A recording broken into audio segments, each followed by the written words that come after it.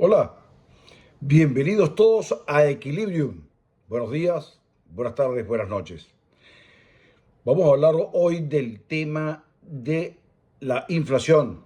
¿Por qué? Porque la semana que termina mañana, Día del Padre, en esta semana fueron emitidos los números de inflación para la economía de Estados Unidos para el mes de mayo del 2025. Pero antes de empezar a hablar de la inflación de Estados Unidos, yo quisiera que todos nosotros tuviéramos una idea mucho más clara de qué es la inflación. ¿De qué estamos hablando cuando hablamos de inflación? Sabemos que es un fenómeno que aparece con regularidad, que aparece en la prensa, que vemos en los medios de comunicación, la gente hablando de la inflación, de una cifra, de unos montos, que si subió, que si bajó. Pero mi pregunta es, ¿realmente le entendemos? ¿Realmente conocemos al monstruo eh, en su verdadera dimensión? Bueno, voy a tratar brevemente de explicar qué es la inflación y de explicar primero, antes de hablar de la inflación en Estados Unidos, de dónde viene, de dónde procede, de qué jaula se escapa ese monstruo que va y nos come y nos hace o tiene la capacidad de hacer más pobre a una nación, como ha ocurrido en América Latina cuando se ha desatado en forma destructiva, arrasando economías, como es el caso de lo que nosotros los economistas llamamos hiperinflaciones. Pero eso ya es otra cosa. Vamos a definir qué es inflación. Inflación no es más que la pérdida sostenida en el tiempo del poder adquisitivo del dinero. Eso es inflación. Es decir, cómo durante el solo transcurrir del tiempo mis ahorros valen menos o tienen menor capacidad de compra y mi sueldo, mi salario, lo que yo ingreso mensualmente, quincenalmente, semanalmente, diariamente como producto de mi trabajo, aunque me estén pagando la misma cifra cada vez con esa misma cifra, con ese mismo monto de dinero, compro menos. ¿Por qué me empobrezco? ¿Qué estoy haciendo mal si estoy trabajando igual o quizás tal vez más? Bueno, ese fenómeno, inflación, es justamente eso, que el dinero pierde a través del tiempo y con el solo transcurrir de él, pierde capacidad de compra, pierde dinero. Entonces, la inflación, como decía el amigo Milton Friedman, es un fenómeno netamente monetario y de esa forma debe ser tratada, observada y aproximada por los economistas y por los entes responsables de su control, del control del valor de la moneda, de la supervisión del control de la moneda, que en la mayoría de los países se denomina Banco Central y en los Estados Unidos de América se denomina Reserva Federal. Entonces, ¿qué tenemos? Bueno, ya sabemos que es la inflación, resumido. Ahora, ¿cómo nace? ¿De dónde viene? La inflación tiene dos fuentes primordiales de procedencia, de origen, dos fuentes de origen y más ninguna. Una, inflación por exceso de demanda. Dos, inflación por incremento de costos. Vamos a analizarla y vamos a ver cómo eso al final termina haciéndonos más pobres. La inflación por exceso de demanda. ¿Cómo un economista puede determinar que en un momento dado hay exceso de demanda de algo? ¿Cómo es eso? ¿Cómo es que hay exceso de gente comprando algo? Si es la misma gente. Bueno, el exceso de demanda es un fenómeno que se produce cuando en una economía determinada los bienes que estaban calculados para abastecer el mercado súbitamente no son suficientes porque súbitamente se generó, entre otras cosas, un incremento en la capacidad de compra de los sujetos económicos, es decir, los individuos, las personas que viven en esa economía. ¿Cómo puede suceder eso repentinamente? Bueno, una cosa que ha sucedido en América Latina muchísimo, que es el incremento de sueldos y salarios por decreto presidencial. Entonces el presidente se le ocurre en una noche hacerse querer más por la gente y dice, bueno, vamos a ordenar un incremento de sueldos y salarios a final de mes o la quincena siguiente o el día a partir del viernes, todo el mundo gana más. Pero ¿qué tenemos? Que todo el mundo está ganando más dinero pero se están produciendo exactamente la misma cantidad de bienes. Vamos a tomar como ejemplo la fabricación de ladrillos. Entonces, vamos a suponer que en esa economía que estamos poniendo como ejemplo, el mercado se sentía abastecido, se sentía bien abastecido con 100 ladrillos mensuales. Muy bien. Súbitamente, el presidente que les comento decide firmar un decreto de incremento de salario general. Todo el mundo va a ganar más, pero los ladrillos siguen siendo los mismos 100 ladrillos mensuales que se producen entre todas las empresas que abastecen de ladrillos el mercado de ese país. ¿Por qué va a haber mayor demanda de ladrillos? Bueno, porque la gente, yo empiezo a ganar más, el vecino empieza a ganar más, el de allá empieza a ganar más, y la gente decide, bueno, vamos a aprovechar ese dinero extra para reparar el baño que lo tenemos dañado de hace unos días, o vamos a aprovechar ese dinerito extra para hacer esa pared frente a la casa, para protegernos o para ponerla más bonita, o vamos a aprovechar ese dinerito extra para hacer ese cuarto, ese anexo, ese efficiency, como dicen aquí, disculpen mi pronunciación, que es un anexo para que viva, alquilarlo, o como en Venezuela en su momento, los hijos recién casados se mudaban en forma inicial a vivir en ese anexo. Bueno, entonces, ¿qué pasa? Cuando todo el mundo empieza a hacer eso a la vez, la demanda regular de ladrillos explota. ¿Y por qué vemos eso hace que suba el precio? Bueno, porque fíjense algo. Si había 100 ladrillos en el mercado, era porque las empresas tenían su producción calculada para abastecer un mercado de 100 ladrillos. Si de un día para otro me están demandando, pónganse ustedes, un 20% más, significaría que el mercado me está pidiendo 120 ladrillos. Pero para que esas empresas que fabricaban los 100 ladrillos fabriquen un 20% más, necesitan comprar más materia prima, necesitan tal vez contratar algunos empleados adicionales, necesitan tal vez contratar o entrenar los empleados en nuevas técnicas para hacerlos más eficientes, necesitan más espacio de almacenamiento, necesitan mayores vías de transporte para colocación, necesitan tal vez mayores canales de distribución y uno o dos vendedores más. Eso no se hace el día de la noche a la mañana. Eso tiene que ser procesado, calculado, estimado. Y entonces cuando de una semana a la otra yo tengo un incremento en mi demanda del 20% de ladrillo y no tengo cómo cubrir esa demanda, ¿qué hace el comercio? Bueno, sencillamente empieza a elevar el precio de esos ladrillos para vendérselo al mejor postor, porque la gente va a decir, bueno, vale, ese ladrillo que me lo estabas vendiendo en 10, yo te lo pago en 11, pero dámelo, porque lo necesito. Y entonces el comerciante hace eso. Muy bien, ahí ya está subiendo el precio, simplificando esta explicación un poco. Pero recuerden que este incremento en la demanda se produce porque el presidente firmó un decreto de aumento de salarios y sueldos. Y entonces el fabricante del ladrillo que antes fabricaba, el conjunto de fábricas que antes fabricaban 100 ladrillos en su conjunto y los ponían en el mercado a un precio de $10 cada uno, ahora tienen un incremento de costos producto de ese aumento salarial vía decreto que hace que los ladrillos cuesten, los 10 ladrillos cuesten 50 centavos más. Entonces el ladrillo va a tener un incremento de precio producto del exceso de demanda, es decir, la demanda que surgió como producto de ese incremento del circulante de dinero. Y va a haber un incremento de precio producto del incremento de costos. Es decir, en este caso se están conjugando las dos fuentes primarias de inflación. Y eso es explosivo porque eso después va en cascada. El que le provee al señor de los ladrillos, el técnico que repara computadoras y teléfonos, que dice, bueno, ahora yo tendré que cobrar un poco más por mi hora de trabajo porque cuando salgo a comprar mi comida o cuando salgo a comprar ropa o zapatos está más caro. Y entonces yo tendré que subir mi hora de trabajo. Y ahí se desata, más o menos, ese es génesis, el principio de un fenómeno inflacionario que causa desastre en una sociedad.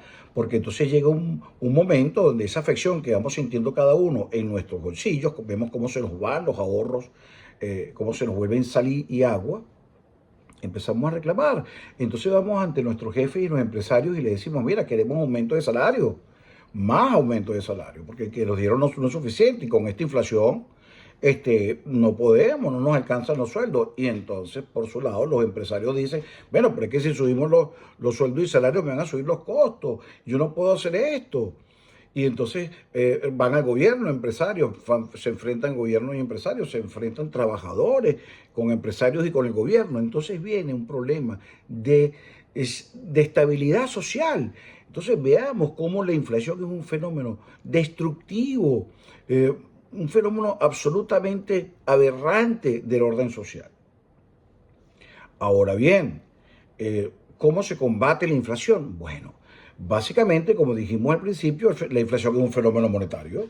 Muy bien, entonces, ¿qué hacemos? Tratar de hacer el acceso al dinero más difícil y más caro. ¿Más difícil cómo? Bueno, los bancos centrales le ponen requerimientos a la banca más difíciles, más duros con respecto a sus capacidades para pedirle dinero prestado a ese banco central para que esos bancos no puedan inyectar más dinero a la calle. Entonces los bancos, a través de medidas de control administrativo, tienen mayores requisitos para acceder al dinero y por esa vía piden menos. Pero ojo, por otro lado, los bancos centrales deciden, que es una decisión clásica ortodoxa, vamos a subir el costo del dinero. Cuando los bancos nos vengan a pedir prestado, sencillamente van a tener que pagar más y eso se lo van a trasladar los banqueros a sus clientes.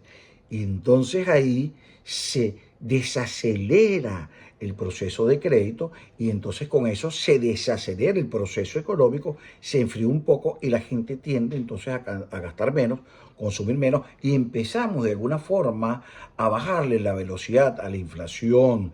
Pero ojo, tenemos que estar claros, cuando oímos a los economistas o a los bancos centrales o a los gobiernos decir está bajando la inflación, lo que está bajando es la velocidad con que pierde valor el dinero, o visto desde otra forma, es la velocidad con que suben los precios. Pero no significa que estén bajando los precios, está bajando la velocidad. Entonces, por eso nosotros decimos, caray, pero ¿por qué me están diciendo de este gobierno o mi jefe está diciendo que me quede tranquilo, que no pidamos aumento de salario? Porque la inflación está bajando, pero los precios siguen iguales.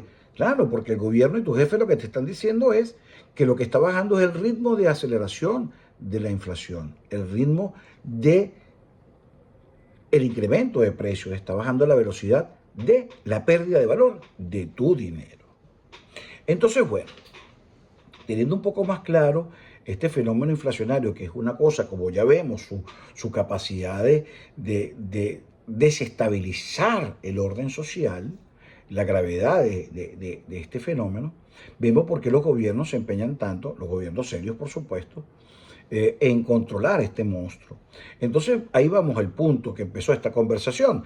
Esta semana las autoridades norteamericanas dieron a luz la cifra oficial de inflación para el mes de mayo, que fue de 2,4% con respecto al mes de mayo del año pasado, del año 2024.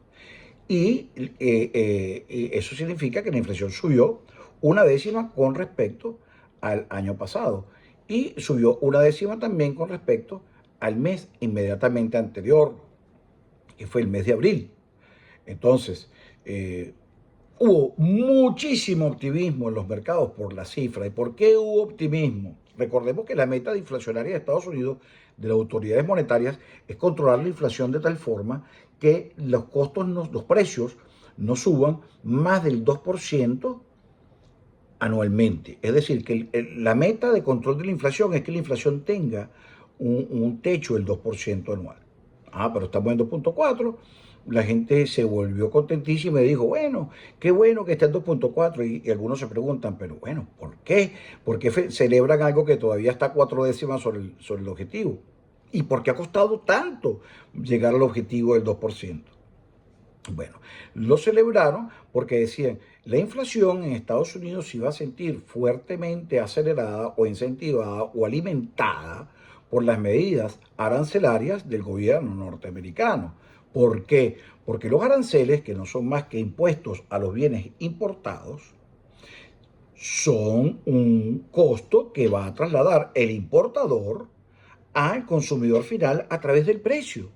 Y entonces cuando los economistas vimos esos aranceles inmensos, esos aranceles apocalípticos del 140, del 50% que se están aplicando a diestra y siniestra en forma indiscriminada a una economía abierta como la norteamericana, abierta a su frente externo, es decir, que tiene una negociación abierta con el mundo. Entonces, eh, eh, todos dijimos, nada, la inflación va a explotar porque la inflación que se venía controlando poco a poco, cuando sufre este potencial empuje de los aranceles, podía volver a arrancar con fuerza y a convertirse en un problema nuevamente. Entonces, ¿qué pasó?